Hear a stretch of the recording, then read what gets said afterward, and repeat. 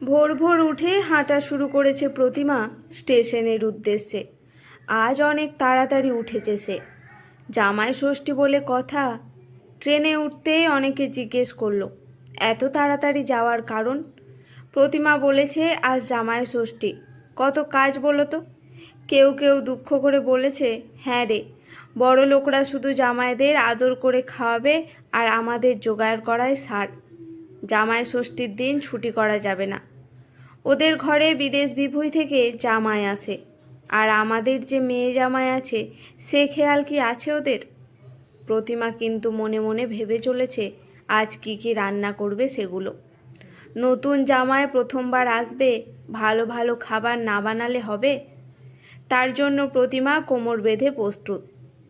15 দিন ধরে দাদাবাবুকে বলে বলে ফোনে রান্নার ভিডিও চালিয়ে মন দিয়ে দেখেছে প্রতিমা। প্রতিমারও শখ ছিল বাড়িতে জামাই ষষ্ঠী করবে, জামাইকে থালা সাজিয়ে খাওয়াবে। কিন্তু হলো কোথায়? মাতাল জামাই মেয়েকে মারধর করে ফেলে দিয়ে গেল বাপের বাড়ি। মেয়েটার একটা ছোট্ট বাচ্চা, মাস 6 বয়স। প্রতিমা আর মেয়েকে যেতে দেয়নি শ্বশুর বাড়িতে। বলেছে যা হোক করে খেয়ে বেঁচে থাকুক আমার মেয়ে।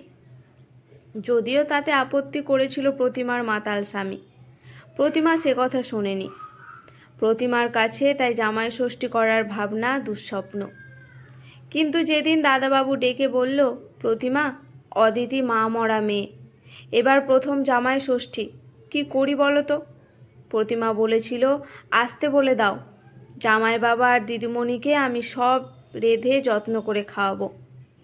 দাদাবাবু বলেছিল তাহলে বোন তুই জামাইকে ফোঁটা দিয়ে আশীর্বাদটা কর, মা মরা মেয়েটার খুব ভালো লাগবে।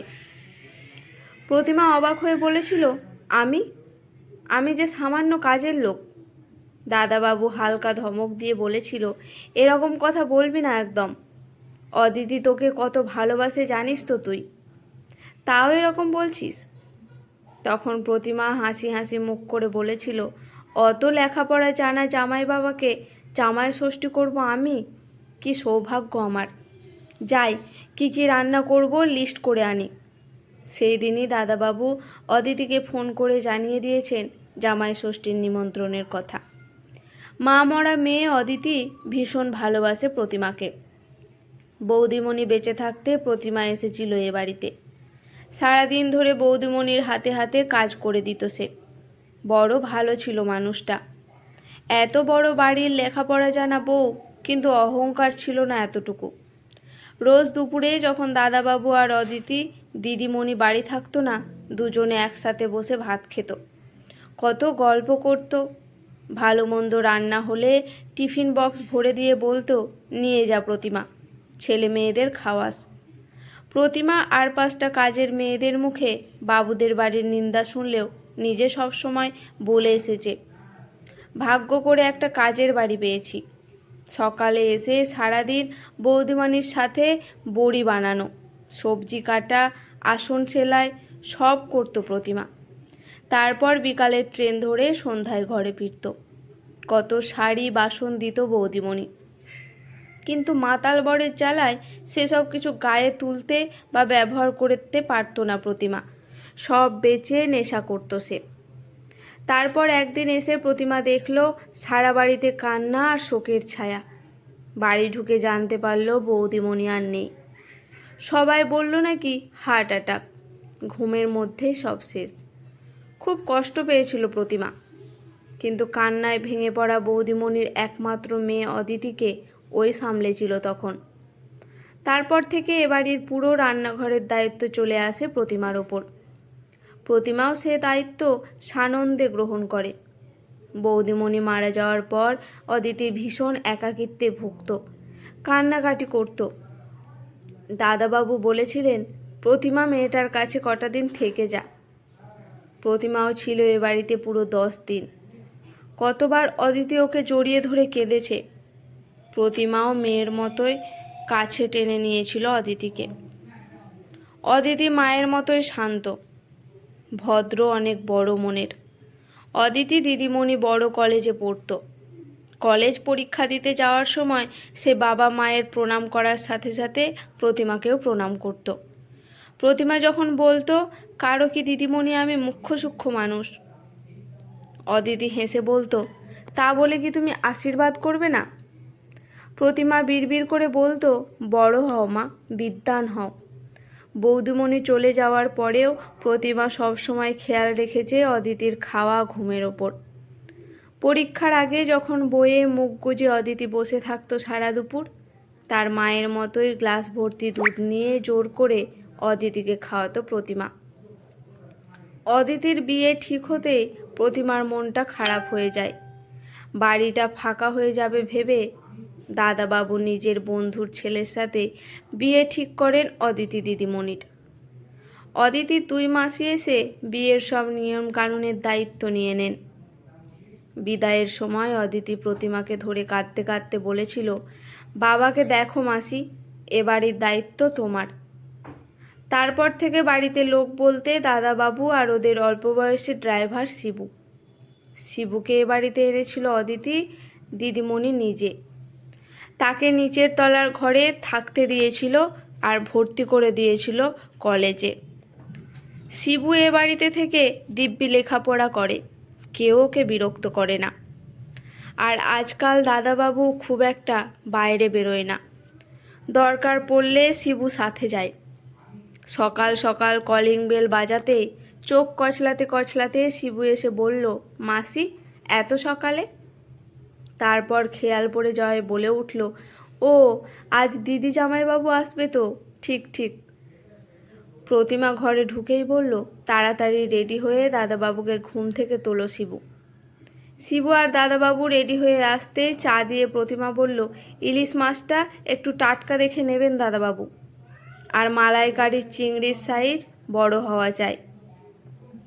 প্রতিমা তাড়া দিতে থাকে, বলতে থাকে বেশি দেরি করলে ভালো মাছ সবজি বিক্রি হয়ে যাবে যে।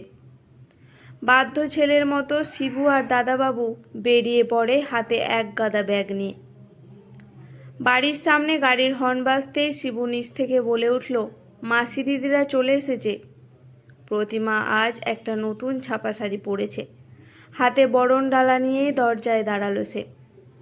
বরণ করে ঘরে আনলো মেয়ে জামাইকে। এদিকে শিবু তো পড়েছে মহা বিপদে। মাসি বলেছে শাক বাজাতে। ওর অবস্থা দেখে হেসে অদিতি বলল, দে দে আমায় দে, আমি বাজাচ্ছি।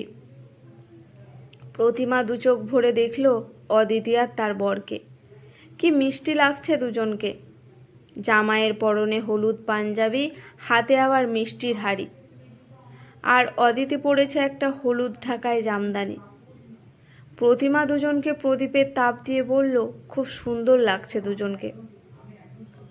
অদিতি বলল, তোমাকেও দারুণ লাগছে। তারপর প্রতিমা জামাইকে নিয়ে বসালো সুন্দর আসনে। সামনে আগে থেকেই সাজিয়ে রেখেছিল নানাবিধ ফল মিষ্টি সব। অদিতি বলল, মাসি দেখছি জামাইকে আদরের বিশাল ব্যবস্থা করেছে আজ। তারপর বেজে উঠল মঙ্গল শঙ্খ। সমস্ত নিয়ম মেনে প্রতিমা জামাইকে ফোঁটা দিয়ে আশীর্বাদ করল। অদিতির উচ্চশিক্ষিত স্বামী পায়ে হাত দিয়ে প্রণাম করল প্রতিমাকে। চোখ ভরা জল নিয়ে প্রতিমা বলল, বেঁচে থাকো বাবা। তারপর কাপড়ের খুঁট থেকে একটা 100 টাকার ভাঁজ হয়ে যাওয়া নোট দিল জামাইয়ের হাতে।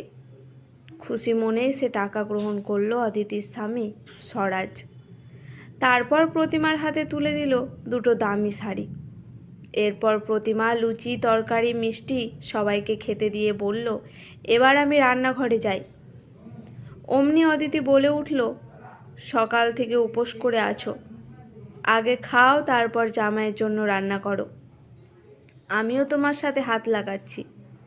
নতুন জামাই স্বরাজ বলে উঠল, মাসি তোমার হাতের সেই খাসির মাংসটা হচ্ছে তো আজ? প্রতিমা বলল, হ্যাঁ, আজ তোমার পছন্দের সব খাবার আমি নিজের হাতে বানাবো। অদিতি বলল, হ্যাংলা লোক একটা। তারপর রান্নাঘরে রান্নার কাজে লেগে পড়ল প্রতিমা। দুপুরে টেবিল সাজিয়ে খেতে দিল জামাইকে প্রতিমা। ইলিশ ভাপা, মালাইকারি, ভেটকি, পাতুরি, দই কাতলা, মটন, চিকেন রোজালা, কিছুই বাদ গেল না। স্বরাজ বলল, যা গন্ধ বেরিয়েছে আমি আর খেয়ে উঠতে পারবো না এখান থেকে। সবাইকে খেতে দিয়ে পিছনে দাঁড়ালো প্রতিমা কার কি লাগে দেওয়ার জন্য। স্বরাজ বলে উঠল, মাসি তুমিও বসো আমাদের সাথে। অদিতি নিজে প্লেট সাজিয়ে দিল প্রতিমাকে। তারপর 5 জন একসাথে খেলো দুপুরের খাবার। খাওয়ার পর স্বরাজ বলল, মাসি তোমার জবাব নেই, এ রান্নার স্বাদ বহুদিন মনে থাকবে।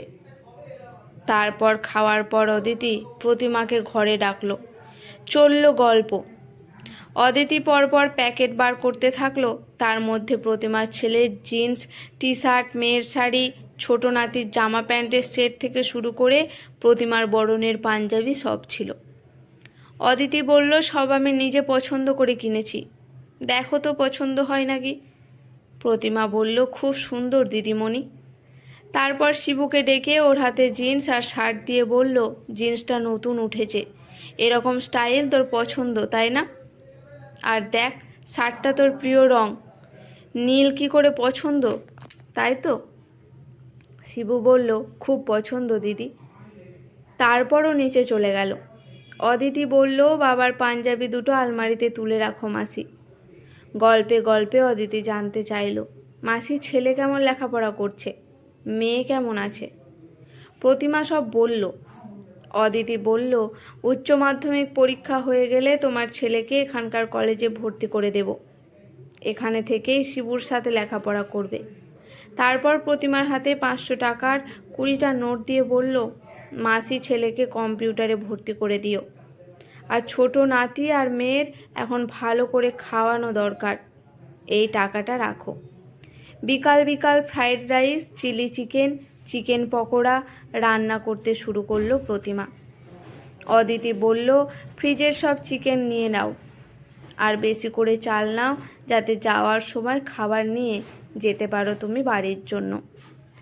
সন্ধ্যায় নিজের হাতে অদিতি বড় টিফিন বক্সে ভরে দিল খাবার। প্রতিমার মনে পড়ে গেল বৌদিমণির কথা। সন্ধ্যায় ট্রেনে করে ফেরার পথে জানালার ধারে বসেছে প্রতিমা। ওর মতো কাজের মেয়েরা গল্প জুড়েছে সব, কার বাড়ি কী রান্না হয়েছে এই নিয়ে চলছে আলোচনা। কেউ পেট ভরে খেয়েছে আজ, কেউ শুধু রান্না করেছে, স্বাদ বোঝার সুযোগ পায়নি। আকাশ মেঘলা, টিপটিপ করে বৃষ্টি পড়ছে। প্রতিমার ব্যাগ ভর্তি খাবার আর নতুন জামা কাপড়ের প্যাকেট কোলে নিয়ে বসে বসে ভাবছে, সবাই যদি অদিতি দিদিমণি আর দাদাবাবুর মতো হতো। আজকের দিনে সারাদিন খেটেও আফসোস করতে করতে এদের বাড়ি ফিরতে হতো না। আজকের গল্পটি এখানেই সমাপ্ত। গল্পটি কেমন লাগলো অবশ্যই কমেন্ট করে জানাবেন। ভালো লেগে থাকলে পাশে থাকবেন।